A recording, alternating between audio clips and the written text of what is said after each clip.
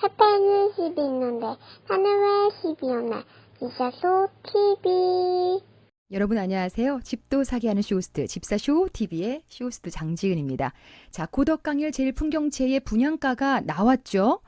다 알고 계실 겁니다. 생각보다 비싸게 나왔습니다. 예상은 하고 있었지만 너무 비싸게 나와서 아마 자금 마련의 압박을 굉장히 많이 느끼고 계실 겁니다. 그러다 보니까 저한테 돈 없는데 청약해도 될까요? 시리즈 언제 나오나요? 라고 많이들 요청을 해오셨습니다.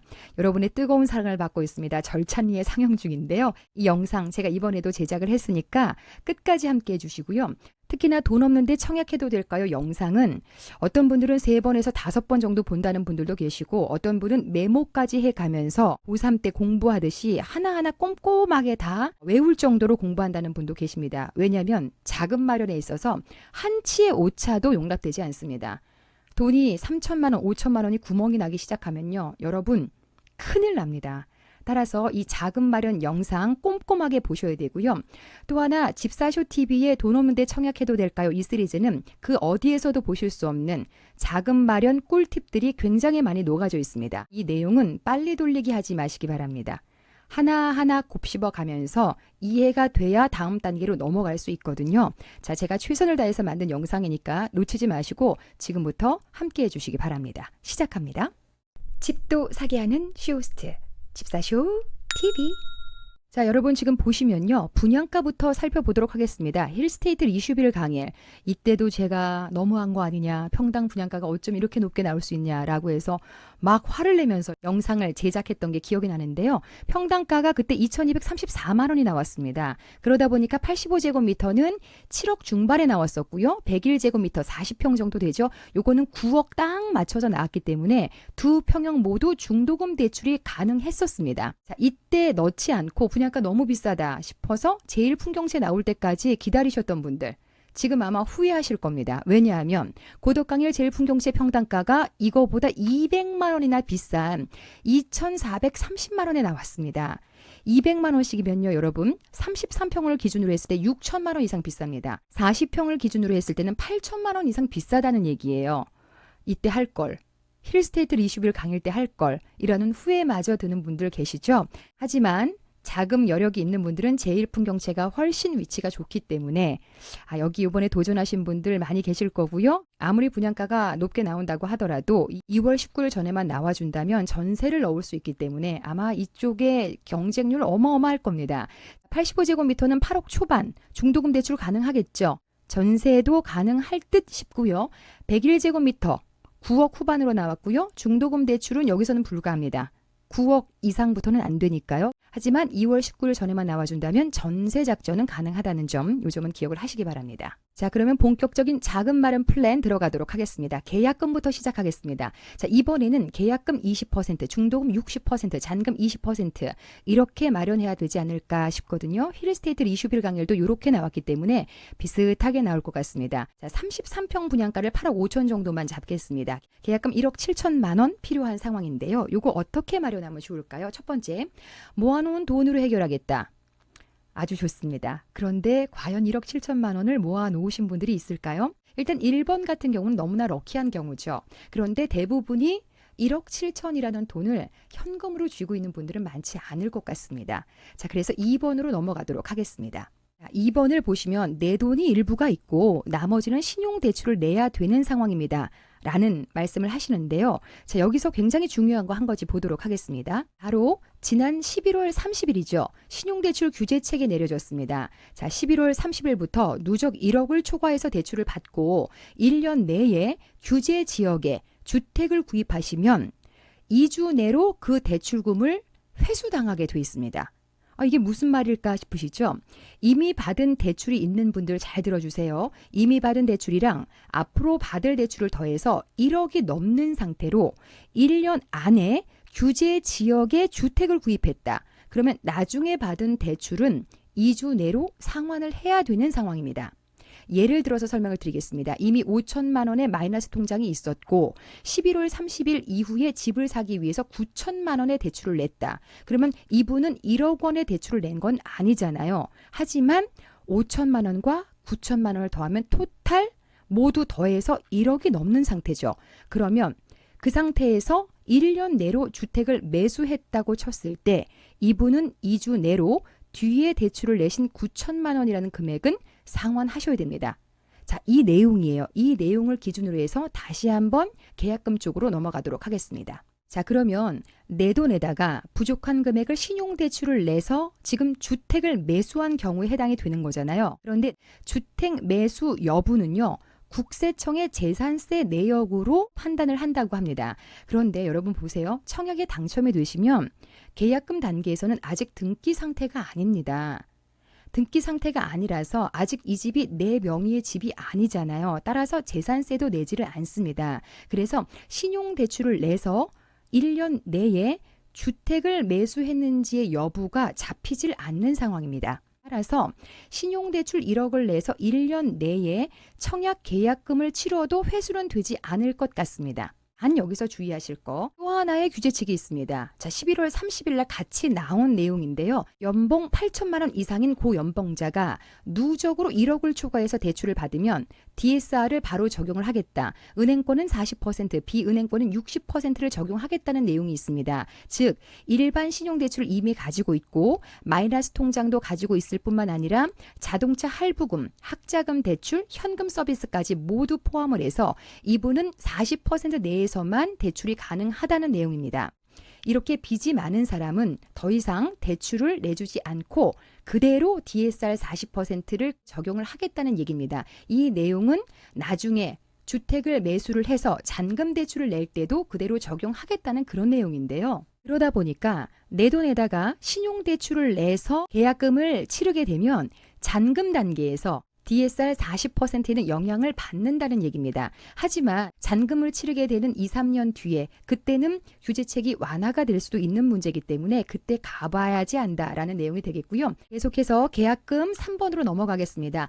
내 돈에다가 아내의 신용대출을 내는 거다. 이런 방법을 또 제가 제안을 해드린데요. 이게 무슨 얘기냐면 이번에 내려진 신용대출의 규제는 차주 단위의 규제입니다. 즉 빌릴 차자를 쓰는 거죠. 빌린 사람만 규제를 한다는 얘기예요. 즉 아내가 신용대출을 내서 계약금을 준비를 하시는 거고 남편이 남편의 청약통장을 가지고 청약에 당첨이 돼서 등기를 하게 되면 대출은 누가 냈어요? 아내가 냈죠. 그리고 집은 누가 샀어요? 남편이 집을 산 거에 해당이 되죠. 그래서 차주 단위의 규제. 대출을 낸 사람이 집을 산 거는 아니잖아요. 그래서 그 규제를 피해갈 수 있다는 내용입니다. 자, 요것도 맞벌이신 분들은 참고를 하시면서 도움을 받아보셔도 좋을 것 같습니다. 다음으로 4번입니다. 나는 신용대출은 내지 않고 몸테크 전략을 쓰겠다. 이거는 제가 몸테크를 정말 많이 해봐서 알잖아요. 제가 전에도 말씀드린 것처럼 저는요 40년 된 음마 아파트까지 막 녹물 나오고 바퀴벌레 나오고 쥐 있는 그런 아파트에 들어가서 몸테크를 해본 경험도 있는 사람입니다. 근데 이게요 나중에 시간이 지나고 나면 굉장히 보람이 있어요. 우리가 그랬었지. 그러다 보니까 그렇게 고생을 했기 때문에 내가 오늘날에 이런 자산을 만들 수 있었지 라는 생각이 들어서 더 뿌듯하더라고요. 가족들이 좀 고생을 해서 그렇지 지금도 가끔 술 한잔 할 때마다 그런 얘기 하거든요. 우리 그때 몸테크 하길 너무 잘했어. 그 결정이 우리가 옳았어 라는 생각이 들거든요. 요것도 괜찮습니다. 몸테크 뭔지 알고 계시죠? 내가 만약에 지금 전세를 들어가 있다 하시면요. 이 전세금을 빼버리는 겁니다. 그래서 오피스텔이나 빌라로 옮겨서 월세살이 하는 거예요. 그리고 내 돈으로 계약금을 내는 거죠. 하지만 저는 개인적으로 계약금 단계에서 월세살이 하는 건 조금 비춥니다. 왜냐하면 너무나 오랜 기간을 월세를 사셔야 되는데 월세가 비싸잖아요. 그러니까 입주할 때까지 약 3년 정도 걸리는데 3년 동안 월세 내보세요. 너무 아깝잖아요. 그래서 4번은 계약금 단계에서는 추천하지 않겠고요.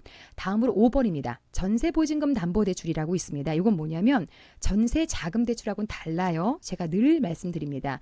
전세자금 대출이 있는 분들도 좀 참고해 보세요. 전세자금 대출은 내가 전세를 들어갈 때 부족한 금액에 대해서 80% 범위 내에서 대출 내시는 거잖아요. 근데 얘는 그게 아니라 내가 이미 들어가 있는 전세에 대해서 내 돈이 어느 정도 들어가 있죠. 그 금액을 담보로 해서 전세 보증금 담보대출을 내는 겁니다. 이거는 제2금융권에서 진행이 되고 있는데요. 신용에는 막대한 영향을 미칩니다. 그래서 잔금을 전세로 처리할 분들 있죠. 이거 전세 몇 번 돌린 다음에 나중에 돈 모아서 전세 내보내고 차후에 들어갈 거다 하시는 분들에게만 적용이 됩니다. 즉 2월 19일 이전에 제1풍경채 강일이 입주자 모집 공고가 나와야 또 이 작전을 쓸 수 있는 거거든요. 반드시 이 내용도 은행권에 가서 상담을 받아보시고 나서 결정을 하셔야 됩니다. 이번에는 중도금으로 넘어가겠습니다. 중도금은 굉장히 많은 금액을 준비하셔야 됩니다. 자, 고덕강일 제1풍경채 투기 과열지구라서 9억 미만에 해당이 되죠. 한 8억 5천을 저희가 가정을 했었잖아요. 그러다 보니까 다행히도 중도금 대출이 나옵니다. 이번에는 나옵니다. 신용에 별 커다란 문제가 없는 분들은요. 웬만하면 다 나옵니다. 왜냐하면 중도금 자체는 건설사하고 은행이 제휴해서 내는 집단 대출이거든요. 그래서 신용 불량자가 아닌 이상은 거의 다 받으실 수 있습니다. 이 질문 진짜 많이 해오시거든요. 거의 받을 수 있다고 보시면 되는 거예요. 그런데 문제는 금액이 너무 크다는 겁니다. 중도금이 60%나 되는데요. 5억 1천만 원입니다. 그중에 40%는 3억 4천만 원. 이거는 중도금 대출로 해결하실 수 있는데 나머지 20% 있죠. 이거 1억 7천이죠. 이거는 내 돈으로 해결하셔야 됩니다. 자, 이거 1억 7천 또 어떻게 마련을 해야 될까요? 자, 이 계약금 낸 것도 너무 무리가 됐는데 중도금 1억 7천. 이걸 어떻게 마련하면 좋을까요? 첫 번째, 역시 방법은 같습니다. 내가 모아놓은 돈이 있다 하시는 분들은요. 요거 1억 7천 탁 내시면 되죠. 대부분 이 돈이 없으실 겁니다. 그러면 2번으로 넘어오세요. 자, 2번부터가 너무 중요한데요. 잘 들어주세요. 내 돈에다가 아까처럼 신용대출을 낼 건데 이 신용대출 내는 거는 차후에 잔금대출 DSR에 영향을 미친다라고 말씀을 드렸죠. 그래서 이때 신용대출 낼 때 잔금 단계에서 얼마까지 잔금대출 낼 수 있는지를 반드시 상담을 받아보셔야 됩니다. 그런데 여기서 중요한 거 회차를 선택하게 돼 있습니다. 중도금 대출은요. 총 6번에 나눠서 6회 이렇게 내는 건데요. 그럴 때 회차를 선택할 때 유의하실 점 자, 1, 2회차를 지금 보시는 것처럼 신용대출로 내셔야 되고요.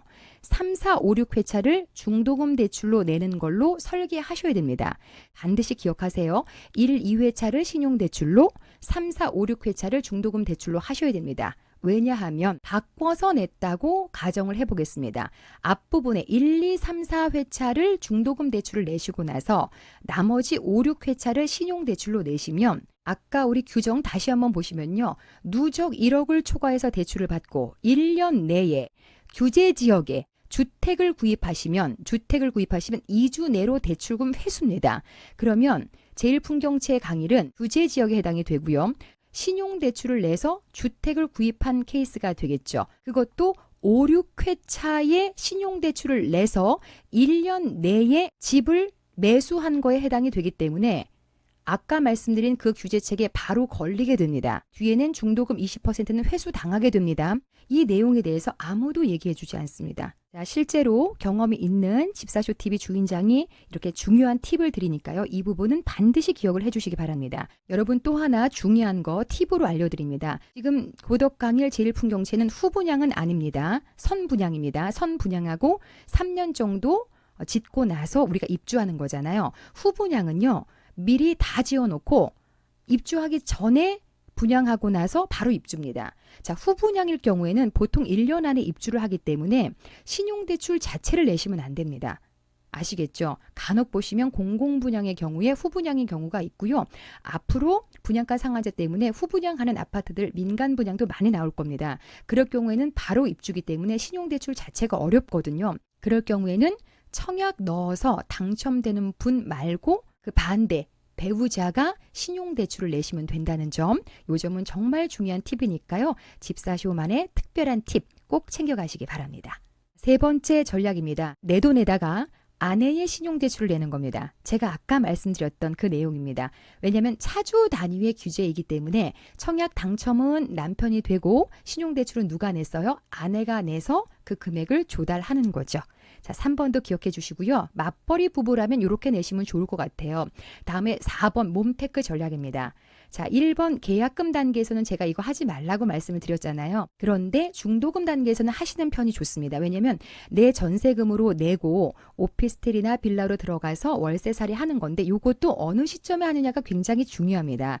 월세 내는 기간을 최소화하기 위해서는요. 중도금 대출 1, 2, 3, 4회를 요걸로 내시고 그리고 뒤에 20% 요거 내기 위해서 그때 이사 가셔서 몬테크 전략을 하시면 좋을 것 같습니다. 그래서 뒤중도금 20%일 때 몬테크 전략 쓰시면 좋을 것 같습니다. 다음으로 5번입니다. 전세보증금 담보대출. 아까 말씀드린 대로 이 금융권이라서 신용에 막대한 영향을 미칩니다. 따라서 주담대가 적게 나올 수 있기 때문에 잔금을 전세로 처리할 분들만 사용하시면 되겠고요.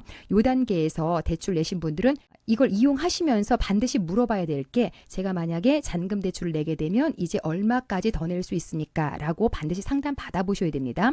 그 다음으로 이제 연체 전략에 대해서 설명을 좀 드리겠습니다. 중도금 나머지 20%를 내가 대출로 내지 않고 아예 연체하시는 분들이 있습니다. 이게 뭐냐면 안 내는 거예요. 그래도 돼요? 물어보시는데요. 예, 그래도 됩니다. 이게 시행사하고 건설사하고 또 나하고의 문제고 은행과의 문제가 아니거든요. 그러니까 이자만 내고 안 내고 막 버티시다가 잔금 대출이나 전세를 넣어서 모두 다 해결하시는 분들이 계세요. 이거 많이 사용하는 방법입니다. 그런데 문제는 이 연체 시 이자가 조금 비쌉니다. 이자가 비싸요. 그래서 꼭 요거 알아보고 진행하셔야 되고요. 어떤 경우에는 아예 연체 전략이 없는 경우가 있습니다. 연체하게 되면 계약이 해지되는 경우도 있으니까 연체 전략 쓰실 분들은요. 이번 제1풍경채 강의는 가능한지 아닌지 꼭 반드시 확인해 보시고 이 연체 전략을 이용을 하셔야 되겠습니다. 자, 연체 시에는 이자가 비싸기 때문에 이럴 경우에는 중도금 대출을 먼저 내시고 윗부분에 중도금 20% 연체 전략을 쓰시는 방법을 제가 추천을 해드리겠습니다. 자, 이렇게 제가 세세하게 다 알려드리잖아요. 그렇죠? 중도금 20%와 중도금 40%를 구체적으로 어떻게 마련을 해야 되는지에 대한 플랜이 나와 있어야 됩니다. 그래서 나는 계약금만 있으면 되겠다. 이렇게 마음 먹지 마시고요. 구체적인 플랜을 집사쇼 TV를 통해서 팁을 얻으시기 바랍니다. 자, 그러면 우리는 계약금 그리고 중도금 20% 그리고 중도금 40%까지 무난하게 넘어왔어요. 그런데 이제 잔금만 남아있는 상황이잖아요. 잔금. 1억 7천. 가볍게 그냥 이것만 준비하면 되겠구나. 대출 내야지. 이렇게 생각할 게 아니라는 겁니다. 자, 여러분 보시죠. 고덕 강일은 투기 과열지구 LTV 40%가 나오고요. 이것과 더불어서 DSR 40%가 그대로 적용이 됩니다. LTV는 주택을 담보로 하는 대출입니다. 그래서 분양가의 40%를 대출로 받을 수 있는 것이 아니라 입주하는 그 시점에 집의 가치, 즉 이때는 전매 제한이 걸려 있기 때문에 매매한 거래 내역이 없습니다. 그래서 은행에서 감정을 해서 그 감정가를 기준으로 해서 40% 금액으로 대출을 내주거든요. 그러니까 우리가 지금 8억 5천에 대출을 받았다면 8억 5천의 40%가 아니라 그때 가서 은행이 감정을 내려서 약 14억이다 또 15억이다 이렇게 잡았으면 그 금액에 40% 20% 이렇게 계산해서 대출을 내주거든요. 요 금액이 딱 나오게 되는데 그 금액이 다 나오지 않는다는 거죠. 그래요? 그러면 얼마가 나와요? 이러시는데 그게요. DSR 40%가 적용이 됩니다. 이게 무슨 말이냐면 내 소득과 연봉이 비례가 된 금액만 대출이 나온다는 겁니다.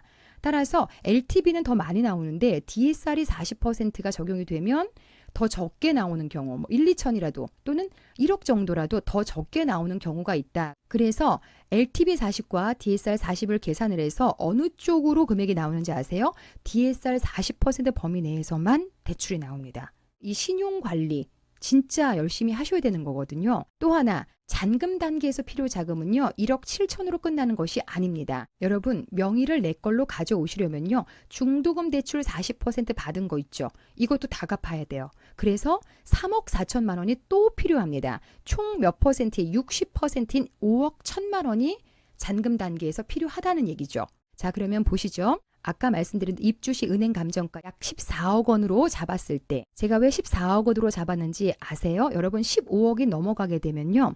잔금 대출이 안 나옵니다. 그래서 보통은 은행에서도 대출을 발생시켜야 또 이자로 은행 자체로 이익을 얻을 수 있기 때문에 보통은 15억이 넘지 않는 범위 내에서 은행 감정가를 설정하게 돼 있습니다. 그래서 이 잔금 단계에서 15억이 넘어가면 어떻게 되나요? 라고 물어보시는데요. 물론 제가 장담할 수는 없겠습니다만 보통은 15억 넘지 않게 잡는다라고 생각하시면 되겠고요. 맥시멈 14억 9천까지 정도 잡히지 않을까 싶은데요. 제가 14억 정도만 잡아보도록 하겠습니다. 그러면 LTV는 얼마 나오냐면 9억까지는 40%. 그리고 9억이 넘어가는 금액에는 20% 이렇게 대출을 내줍니다. 그래서 9억까지는 40%니까 4, 9, 36, 3억 6천이 나오고요. 자, 14억 중에서 9억을 빼면 나머지 차액은 5억이잖아요. 이 5억에 대해서는 20%만 대출을 내줍니다. 그러면 1억이네요. 그래서 더하게 되면 4억 6천만 원. LTV 40%가 적용이 되면 4억 6천만 원의 대출을 받을 수 있는데요. 이게 연봉이 충분히 높고 신용이 좋을 경우에는 4억 6천이 그대로 다 나옵니다. 하지만 DSR 40%를 계산을 해봤을 때 신용도 낮고 이미 대출이 많다는 얘기입니다. 연봉도 낮을 경우에는 이 4억 6천이 충분히 다 나와주지 않을 수도 있습니다. DSR 40%가 그렇게 무서운 겁니다. 아시겠죠? 아까 말씀드렸던 고연봉자의 경우에도 DSR 40%를 그대로 적용을 해서 이미 빚이 많은 분들은 고연봉자라고 하더라도 집을 살 때 대출을 많이 내주지 않고 그대로 DSR 40%를 적용하겠다. 그 얘기가 바로 이 얘기에 해당이 되겠습니다. 자, 그러면 이 금액 어떻게 마련하면 좋을까요? 자, 제가 자기 돈이 많은 분하고요. 즉 그래서 입주도 가능한 분하고 반드시 전세 전략을 써야 되는 분하고 두 장으로 나눠서 설명을 하도록 하겠습니다. 첫 번째, 계약금 내 돈으로 해결하셨고 그리고 중도금 대출 40% 집단 대출 내셨고 나머지 중도금 20%도 내 돈으로 해결하신 분, 이런 분들은 주택담보대출 단계에서 지금 신용대출이 없기 때문에 기존의 마이너스 통장이나 또는 할부금, 학자금 대출 이렇게 빚이 많지 않은 경우라면 DSR 40% 이퀄 LTV 40% 그대로 나오겠죠. 그렇게 되면 대출 안고 그대로 입주하시면 되겠습니다. 자, 2번으로 넘어가겠습니다. 계약금 내 돈으로 하시고요. 지금 중도금 20%를 신용대출로 내신 분들 계시죠. 그거 신용대출 안고 그다음에 중도금 대출 40% 집단대출 내신 분들, 자, 잔금 단계로 넘어가게 되면 LTV 40%가 다 나오지 않겠죠. 왜냐하면 신용대출 20%를 이미 내셨기 때문에. 자, 2단계에서 내가 잔금 단계에서 대출 얼마 나오나요? 이미 은행 가서 물어보라고 말씀을 드렸습니다. 그 금액을 이미 알고 계시기 때문에 그 금액만큼 대출을 내시는 거고요. 그리고 나서 여러분 잘 들으세요. 입주까지 3년이라는 기간이 필요합니다. 그 사이에 여러분 연봉으로 모을 수 있는 모든 금액을 긴축 재정을 해서라도 다 모으셔야 됩니다. 학원비에서 아끼시고 외식 줄이고요. 갑자기 충동 구매로 사고 싶은 거 뭐 사는 거 이런 거 다 줄이셔야 됩니다. 2단계에서는 부족한 금액에 대해서 답이 딱 나올 겁니다. 그러면 내가 지금부터 내 연봉으로 1년에 얼마씩 모아야 되는지 답이 나오죠. 그러면 그 금액을 최대한 긴축 재정에서 모으셔야 됩니다. 그렇지 않고서는 입주가 불가능합니다. 자, 지금 여기서는요. 부족한 금액만 필요한 게 아니고요. 잠시 뒤에 제가 설명을 드리겠습니다만 세금도 어마어마하게 나옵니다. 그것까지 모으시려면 진짜 여러분 정신 바짝 차리고 긴축 재정 하셔야 됩니다. 저는요. 양말도 꼬매시는 적이 있어요. 외식도 전혀 안 한 적도 있습니다. 그럴 정도로 해야 내 집이 마련이 된다는 거예요. 자, 전세 전략 안 쓰고 나는 최대한 열심히 모아서 입주하고 싶다 하시는 분들은요. 지금부터라도 이 고덕강일 제일풍경채 당첨이 안 된다고 하더라도 긴축 재정하셔서 무조건 돈을 많이 모으시기 바랍니다. 그렇게 했음에도 불구하고 돈이 부족하다 하신다면 그때 전세 전략을 2년 정도 쓰셔도 좋을 것 같습니다. 자, 3번으로 넘어가겠습니다. 계약금 내 돈으로 하시고요. 중도금 대출 40% 하셨고 고덕강일 제일풍경채가 연체 전략이 가능하다 할 경우 연체하셔서 신용이 아무 문제가 없게 만들어 놓은 다음에 나는 DSR 40% 그대로 다 내서 잔금 치르고 입주하겠다 하시는 분들. 근데 2단계에서 연봉이 높지 않을 경우에는 또 자금이 부족할 수 있잖아요. 그럴 경우에는 전세 넣어서 2년 정도 굴리다가 입주하시면 되겠습니다. 네 번째 전략으로 넘어가겠습니다. 이번에는 내 돈이 하나도 없다. 진짜 없다. 그런데도 고덕강일 제일풍경채 들어가고 싶다 하시는 분들 잘 들어주세요. 자, 계약금 단계부터 대출 내신 거잖아요. 남편 신용대출 20% 딱 내셨습니다. 그리고 중도금 대출 40% 내셨고 그리고 아내 신용대출 20%. 자, 두 개 중에 이렇게 낸 경우에는 신용대출 먼저 내시고 중도금 대출, 집단대출 40% 뒤에 내라고 말씀드렸어요. 이렇게 내셨다. 그리고 잔금 단계로 넘어가게 되면 이미 신용대출이 너무 많이 들어가 있기 때문에 이 경우에는 DSR이 거의 나오지 않을 겁니다. LTV 40% 거의 잔금 대출에서 나오지 않을 겁니다. 이 경우에는 부부 합산을 해서 대출을 낸다고 해도 진짜 적게 나올 거예요. 그러다 보니까 매우 위험한 상황입니다. 자, 2월 19일 이후에 만약에 분양 공고가 나왔을 때는 이런 경우에 해당된다 하시면요. 청약 넣으시면 안 됩니다. 큰일 납니다. 큰일 납니다. 전세 넣어서 잔금을 처리할 수 없기 때문에 이런 분들은 아예 청약 넣으시면 안 됩니다. 자금을 어느 정도 마련하시고 나서 청약을 넣으셔야 되기 때문에 한 3년 정도 더 모아서 청약에 임하시면 될 것 같습니다. 그런데 2월 19일 이전에 나왔다. 전세 전략을 쓸 수 있다 하시면 너무나 다행히도 나머지는 전세를 넣어서 모든 금액을 다 처리하시면 됩니다. 그러면 전세를 넣어서 모든 금액을 다 처리를 하려면 분양가 8억 5천보다 전세금이 훨씬 더 높아야 되잖아요. 자, 전세금 어느 정도 되는지 알아보겠습니다. 고덕강일 제1풍경채가 여기인데요. 여기가 그 유명한 고덕 그라시움 전세가 34평 기준으로 해서 9억에 거래가 됐고요. 고덕 아이파크도 역시 9억에 거래가 됐고요. 그리고 고래힐도 역시 8억 9천에 거래가 됐고요. 그리고 고덕 아르테논 역시 신축이라서 9억 6천에 거래가 됐습니다. 보시는 바와 같이 거의 9억 선이잖아요. 그러다 보니까 모두 다 내고도 남는 금액이죠. 그래서 일단은 이런 경우에는 계약금 20%만 어떻게 해서든지 마련을 하시고 나서 전세를 넣어서 쭉 다 해결하시고 등기 치시면 될 것 같습니다. 자, 그런데 지금 들어보시면서 약간의 정보가 있으신 분들, 이런 분들은 의구심이 하나가 생길 겁니다. 중도금 대출 내게 되면 6개월 내로 입주 의무가 있지 않습니까? 라고 물어보시더라고요. 이 질문이 제일 많이 들어오는 것 같아요. 여러분, 제가 여기서 정확하게 말씀을 드리겠습니다. 맞습니다. 중도금 대출을 받으시면요, 6개월 내로 입주하셔야 됩니다. 그런데 만약에 어겼을 경우에 페널티가 주어집니다. 이 페널티 받으셔야 되는데요. 만약에 이분이 전세 넣었다, 입주 안 했다라고 판명이 되면 첫 번째, 대출금을 상환하셔야 됩니다. 그런데 우리가 전세를 넣었기 때문에 대출금 상환했잖아요. 이번의 페널티는 나한테 별 영향이 없겠죠. 3번, 3년간 주택 관련된 대출이 금지가 됩니다. 나 더 이상 주택 사거나 대출 받을 일이 없는데, 즉 나한테 이 3번도 강력한 페널티가 아니라는 얘기예요. 따라서 현재로서는 중도금 대출을 내고 나서 전세를 주는 작전은 페널티가 크게 나한테 너무 버겁다 하는 게 아니라면 무사히 넘길 수 있는 정도의 페널티라는 거죠. 이렇게 해서 모든 의구심도 해결됐고, 그리고 필요한 자금 마련도 끝났습니다. 여기서 끝나면 집사쇼TV가 아닙니다. 돈 없는 데 시리즈가 이렇게 사랑을 받는 이유는요. 아무도 가르쳐주지 않는, 하지만 너무너무 중요한 내용, 이 내용을 모르고 임하면 큰일 날 수 있는 내용들까지 제가 꼭꼭 짚어드리기 때문에 많은 분들이 좋아해 주시는 거죠.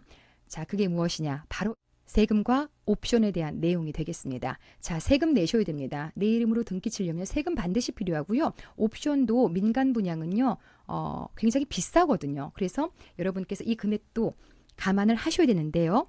자, 옵션 발코니 확장하시면 한 1,000만 원 들고요. 에어컨을 방방마다 추가를 하셔야 됩니다. 민영은 옵션이 비싸다라는 말씀을 드렸어요. 그래서 2,000 정도 더 든다라고 가정을 해보도록 하겠습니다. 이게 굉장히 미니멈입니다. 미니멈. 세금 따져드리도록 하겠습니다. 취득세가 개정이 됐습니다. 취득가액을 8억 5천에다가 옵션비용 2천만 원에서 모두 다 더한 금액으로 가정을 하셔야 되거든요. 농어촌 특별세, 전용 84제곱미터 이하는 세금 내지 않습니다. 비과세입니다. 등기 수수료 13,000원에서 15,000원, 인지대 15만 원, 채권 할인 비용 약 30만 원, 법무사 비용 등기 칠 때 필요한데요. 요거 셀프 등기 하시면 좋을 것 같아요. 자, 그러면 8억 7천 정도로 가정하고 취득세 얼마 나오는지 보겠습니다. 8억 7천만 원, 세율 2.8% 적용이 되네요. 그래서 거의 2,500만 원 정도 나온다고 보시면 되겠습니다. 그러면 2,500만 원의 취득세에다가 그리고 2천만 원의 옵션 비용까지 해서 여기서 벌써 4,500만 원이 더 필요합니다. 이 금액이 1, 200 정도로 끝나는 금액이 아니라서 여기서 구멍이 뻥 뚫립니다. 나중에 등기 칠 때 취득세 안 내면 등기가 안 됩니다. 그래서 이것까지 감안하시면서 자금을 마련하셔야 된다는 점 기억하시고요. 그래서 드디어 자금 마련 결론 내도록 하겠습니다. 전세를 넣어서 처리하실 분들은 예측하기는 어렵습니다만 입주하는 당시에도 여전히 이 전세가가 높다라고 가정을 했을 때는 진짜 계약 단계에서 계약만 치를 수 있는 1억 7천만 원만 일단 준비하시면 되는 거고, 전세를 넣어서 부족한 부분을 다 해결하실 수 있다라는 결론을 아까 얻긴 얻었잖아요. 그런데 이 금액만 필요한 것이 아니라 입주하기 전까지 3년 내에 세금과 그리고 옵션 비용 또 중도금에 대해서 이자 내셔야 되거든요. 그 비용까지 모두 다 포함해서 약 아까 4,500에서 한 5,000 정도 잡겠습니다. 그래서 이거 더하게 되면 2억 2천만 원 정도 3년 내로 열심히 해서 모으셔야 된다는 것, 이거 기억을 하시기 바랍니다. 다음으로 내가 입주할 계획이다 하시는 분들은 더 신경 써서 들어주세요. 잔금 단계로 한번 다시 넘어와 봤습니다. 입주 전략을 쓰시는 분들은 지금 LTV 40%가 어느 정도 예상이 돼요? 4억 6천에서 요 14억 보다 조금 더 나와서 15억 미만으로 나오는 경우 4억 6천에서 4억 8천 정도 그 사이에 나오거든요. 그러면 나한테 잔금 단계에서 필요한 돈은 지금 5억 1천만 원이니까 한 5천만 원 정도 더 필요한 상황이거든요. 내 돈으로 잔금 단계에서 5천 정도 더 마련을 하셔야 됩니다. 그러다 보니까 신용관리가 잘 되고 고연봉이라고 하더라도 LTV 40%가 다 나온 상태에서도 5천만 원이 부족하잖아요. 여기에다가 세금과 이자까지 4,500만 원 정도 부족하니까 약 1억 정도가 부족하다고 보시면 돼요. 이것도 입주 전 3년 동안 열심히 모아서 또 따로 마련을 하셔야 될 것 같고요. 반대로 나는 이미 빚이 많고 고연봉도 아니다 하시는 분들, 그런 분들은요. DSR 40% 범위 내에서만 대출이 나오는 거니까 지금 자동차 할부 내고 계신 분들, 이런 분들, 또 학자금 대출이 있었던 분들, 마이너스 통장이 있으셨던 분들, 이런 분들은 DSR 금액이 더 적어지거든요. 그래서 자동차까지 팔아가면서 신용 관리 하셔야 됩니다. 그리고 어떻게 하면 대출을 더 많이 받을 수 있는지 10%라도 20%라도 더 받을 수 있는지에 대해서 공부하셔야 되거든요. 이거 공부하시면 길이 있습니다. 제가 지난번에 구독자 10,000명 돌파 특집으로 주택담보대출 10% 더 받는 방법 해서 영상을 마련해 놓은 게 있습니다. 이거 영상 끝에 제가 링크 걸어 놓으려고 하니까요. 이것까지 공부하시면서 자금 마련에 도움을 받아보셨으면 좋겠습니다. 다음으로 101제곱미터 자금 마련은 어떻게 됩니까? 라고 물어보시는데요. 제 예상으로는 일단은 9억이 넘어가기 때문에 중도금 대출은 안 나올 것 같고요. 입주 시에도 15억이 넘지 않을까 싶습니다. 그렇게 되면 잔금 대출도 나오지 않을 가능성이 높습니다. 그럼 중도금 대출도 안 나오고 잔금 대출도 안 나온다는 얘기예요. 그렇게 되면 9억 원 후반에다 취득세까지 내게 되시면 10억 이상의 금액이 필요합니다. 이 돈이 다 필요할 것 같습니다. 실제로 강남 3구의 많은 아파트들이 중도금 잔금 대출 대부분 안 나옵니다. 모두 다 자기 돈으로 해결을 하셔야 되는데요. 자금이 충분하지 않는데 지금 101제곱미터에 추첨제로 나머지 50% 여기에 넣으려고 준비하시는 분들이 계시거든요. 이런 분들도 다 포함을 해서 내 돈이 어느 정도 신용대출까지 모두 끌어모아서 10억을 마련할 수 있다라고 하시는 분들만 청약에 임하셔야 됩니다. 덜컥 당첨이 됐는데 대출이 안 나온다 하시면요. 여러분 당첨 한 번 되시면 그게 당첨된 걸로 인정이 돼서 청약 통장도 효력이 상실이 돼버립니다. 새로 만드셔야 돼요. 또 하나 재당첨 제한에 걸려서 맥시멈 10년 동안 청약에 넣지를 못합니다. 그래서 청약은 아무렇게나 넣는 게 아니고요. 자금이 충분히 확보가 된 다음에 넣으셔야 됩니다. 그래서 제가 이렇게 마련한 청약 자금 마련에 대한 영상을 많이 보셔야 됩니다. 아시겠죠? 101제곱미터 추첨지에 넣으실 분들 신중에 신중을 기하셔야 된다는 점 반드시 기억해 주시기 바랍니다. 은행 가서 상담하시는 게 먼저입니다. 근로소득자이신 분들은 원천징수 영수증, 개인사업자이신 분들은 소득금액 증명원 떼서 소득을 가지고 가셔서 내가 어느 정도 대출을 받을 수 있는지를 상담을 받으셔야 됩니다. 그런데 사실상 계약서가 없으면 상담을 잘 안 해주려고 하시거든요. 그럴 경우에 지인들, 은행 다니시는 분들 혹시 계신다면 이 수소문 하셔가지고 상담 좀 진지하게 받아보실 필요가 있을 것 같습니다. 이렇게 해서 자금 마련 플랜 소개해 드렸습니다. 분양가가 너무 높게 나와서 이런 것들 설명드릴 때마다 제가 마음이 많이 무겁습니다. 여러분 급하게 마음 먹지 말자고요. 올해 내년에 내후년에 청약 좋은 곳 많이 열립니다. 문제는 청약할 데가 없다는 것이 아니라 내가 돈이 부족하다는 게 가장 큰 문제거든요. 따라서 자금 마련부터 하시고 그리고 공부하시면서 내 돈을 어느 정도 확보한 상태에서 청약에 임하셨으면 좋겠습니다. 자, 오늘 아무도 알려주지 않는 고급 정보들 집사쇼TV에서 알려드렸으니까요. 도움 되셨다면 구독, 좋아요, 알림까지 꼭 한번 눌러주시고요. 고덕강일 제일풍경채 입주자 모집 공고 나오면 제가 아주 신속하게 여러분께 또 알려드리도록 하겠습니다. 자, 오늘도 끝까지 들어주셔서 감사합니다. 지금까지 정보 실명제 쇼호스트 장지은이었습니다.